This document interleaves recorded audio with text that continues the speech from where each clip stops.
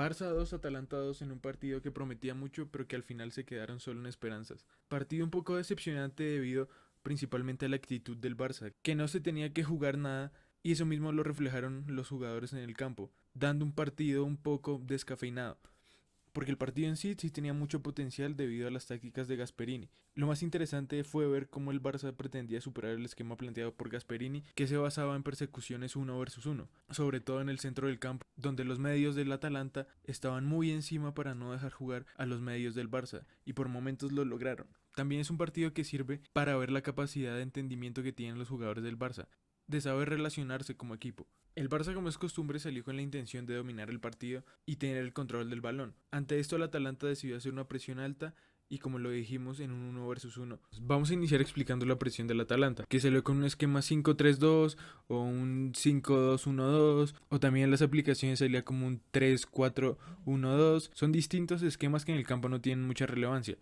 Lo que sí es relevante es decir que los dos delanteros buscaban presionar a los centrales del Barça y se tenía el uno versus uno más intenso en el centro del campo, con De Jong, Pedri y Gavi cubiertos totalmente. Aquí venía lo más interesante que me pareció de la presión del Atalanta, y es que los carrileros estaban encargados de presionar a los laterales del Barça. Se posicionaban dejando el suficiente espacio como para que pudieran recibir, pero tampoco estuvieran tan lejos y no pudieran llegar a presionarlos. En este caso, si la salida del Barça se hace por derecha con Araujo y Koundé, era Zappacosta el que llegaba a presionar a Koundé, y por el otro sector Belanova era el que tenía que estar pendiente de Valde, pero dejando un espacio. Este espacio era importante para la recuperación de la presión, debido a que, como dijimos, es un uno versus uno, que para no dejar a su defensa uno versus uno es importante sus retrocesos. Estos retrocesos se hacen para que la defensa precisamente no quede en uno versus uno y tenga la superioridad numérica contra los atacantes del Barça. Esto es posible gracias al retroceso del carrilero, dejando a Valde libre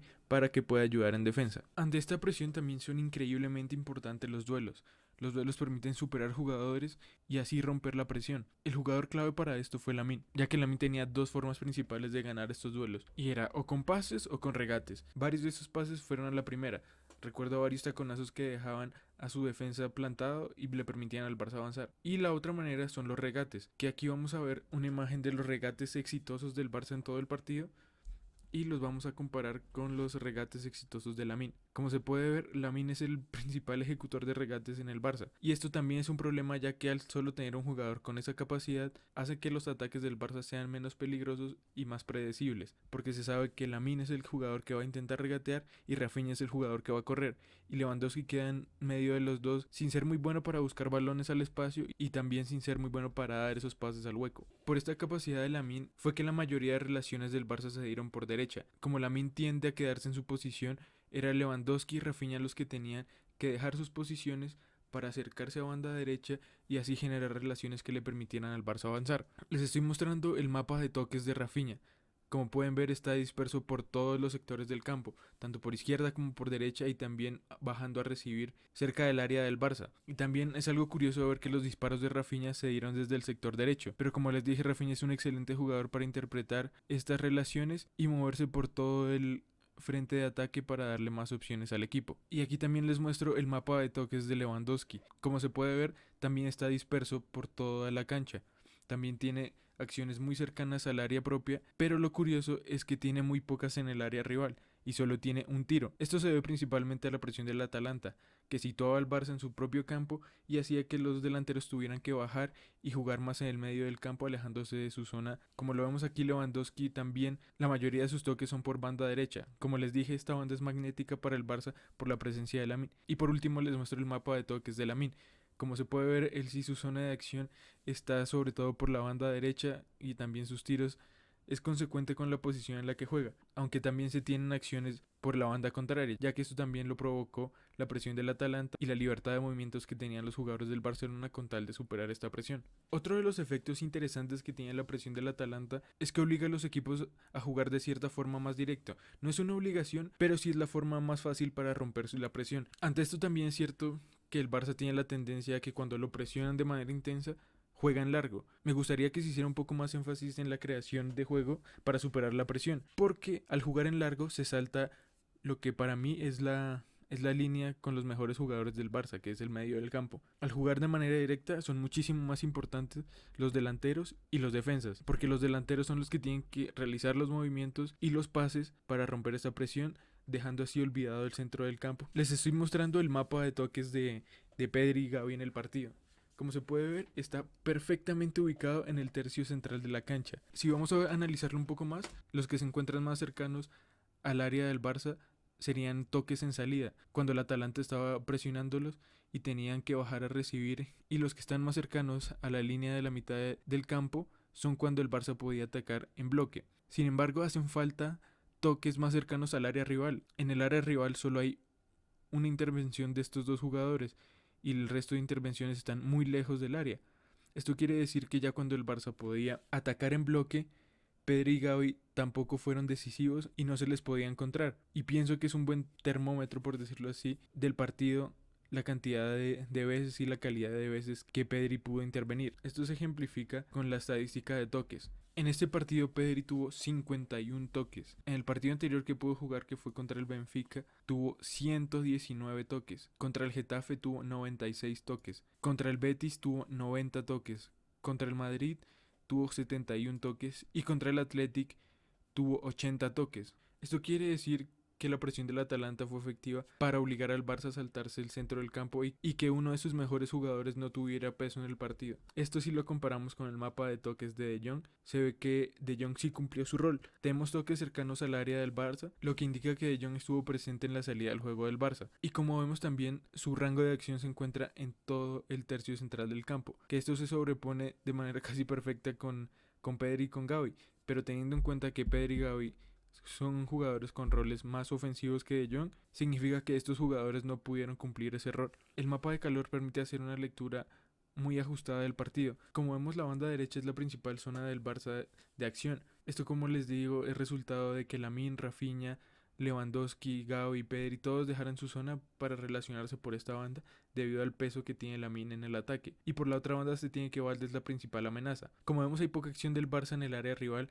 y esto es debido a la presión del Atalanta, que como les dije fue un éxito también debido a la poca o bueno más bien baja intensidad del Barça, lo que lo llevó por muchos momentos del partido a jugar en su propio campo y a buscar ataques más directos a la espalda de la defensa. El mapa de calor del Atalanta también es interesante de observar, ya que se ve como tenían un plan de partido clarísimo y era buscar el juego directo abriendo el campo. Esto ya es común en los rivales del Barça, como lo hemos visto a lo largo de toda la temporada, y es buscar la espalda de los defensas y más específicamente por las bandas, sobrecargando estas bandas con los carrileros y delanteros. Ya por último quería centrarme en lo importante que es ante este tipo de presiones que los centrales sean capaces de dar pases entre líneas. Esta primera imagen muestra los pases que dieron los centrales del Barça hacia adelante en el primer tercio del campo. Para recordar, Araujo jugó por derecha y Eric por izquierda.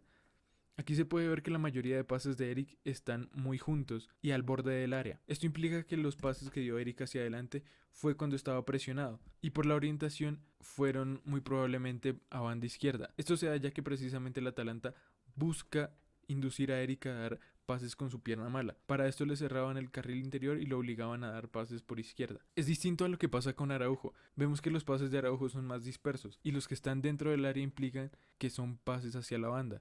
El resto de pases más adelantados ya es cuando el Atalanta retrocede un poco y no está presionando de manera tan intensa, por lo que se puede llegar a entender que Eric fue el jugador que dio los pases hacia adelante y Araujo los daba a la banda. Esta imagen muestra los pases hacia adelante, pero cuyo destino fue el tercio central del campo. Si los pases inician más atrás, también podemos entender que se dieron cuando estaban siendo presionados, lo que vuelve a demostrar que Eric es el que da los pases hacia adelante bajo la presión, ya que Araujo tiene menos pases en estas zonas, y los puntos que vemos más cerca al centro del campo, se puede entender que ya era cuando la Atalanta dejaba de presionar de manera intensa y se tenía un ataque más posicional del Barça. Y por último, estos son los pases hacia adelante con destino al último tercio de la cancha.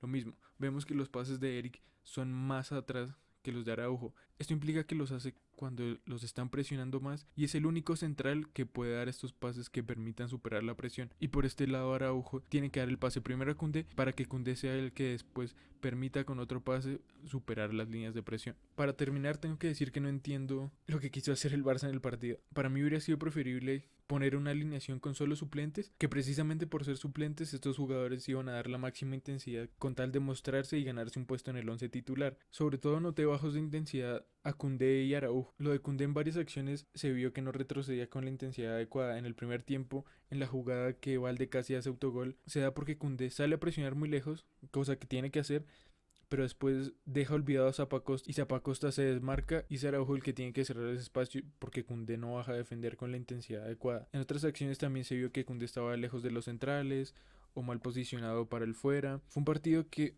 para esa actitud de Koundé me parecía que era mejor meter a Héctor Ford. Y por el otro lado también no me gustó para nada el partido de Araujo, y que ya parece que lo tengo entre ojos, pero simplemente son las sensaciones que transmite. Hay dos jugadas clarísimas en las que para mí comete un error de, no sé si es de posicionamiento o de no controlar sus marcas o de no mirar atrás, y es en el gol que le anulan en el primer tiempo al Atalanta. Araujo era el que tenía que estar pendiente de Ketelare, que es el que recibe el balón entre líneas, porque Eric estaba pendiente de Pasalic, que después quedan fuera de juego y Eric estaba volviendo a la línea, pero Araujo era el que siempre estuvo emparejado con De Ketelare y al momento de salir lo deja olvidado y deja que reciba entre líneas. Y la otra jugada es el segundo gol del Atalanta, en la que Araujo ve al jugador del Atalanta, en la que Araujo no tiene nadie al frente, pero él ya había visto que Pasalic estaba en su espalda, y lo mismo, lo olvida completamente y es después el que marca el gol. Aparte de esto hay acciones en las que me frustra bastante, y es que se queda pidiendo el fuera de juego levantando la mano y se olvida de la jugada. Se queda levantando la mano y deja que la acción siga pasando. Es como, en sí es un partido que tenía mucho potencial, pero se quedó en eso, en potencial, ya que la intensidad del Barça al no jugarse nada no permitió que el partido hubiera sido lo atractivo que se presuponía que iba a ser. Por mi parte esto sería todo. Nos vemos en el siguiente video. Un saludo. Chao.